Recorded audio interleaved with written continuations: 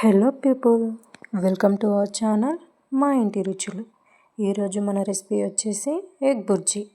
ఈ రెసిపీ చపాతీలోకైనా రైస్లోకైనా చాలా బాగుంటుందండి. ఇప్పుడు ఈ రెసిపీ ఎలా చేయాలో చూద్దామా.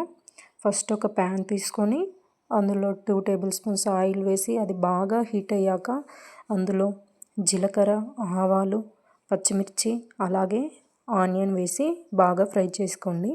పచ్చిమిర్చి అయితే నేను మేము తినే కారాన్ని బట్టి వేసుకున్నాను. కారం, ఉప్పు అనేది మీ టేస్ట్ని బట్టి తీసుకోండి. ఆనియన్స్ అయితే 4 పెద్ద సైజు ఆనియన్స్ తీసుకున్నాను.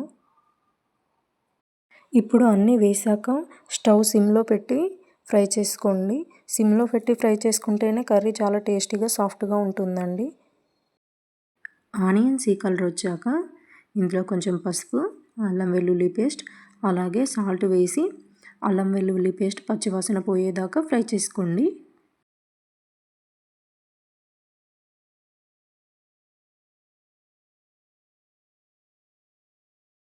ఇప్పుడు ఇందులోకి నేనైతే ఒక మీడియం సైజ్ టమాటా ముక్కల్ని యాడ్ చేస్తున్నాను.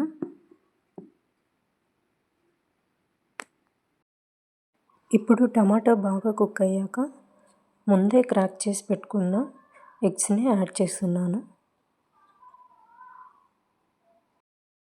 ఎగ్ వేసిన వెంటనే కలపకుండా కాసేపు కుక్ అయినాక కలపండి. వెంటనే కలపడం వల్ల కొంచెం నీసు వాసనలాగా వస్తుందండి.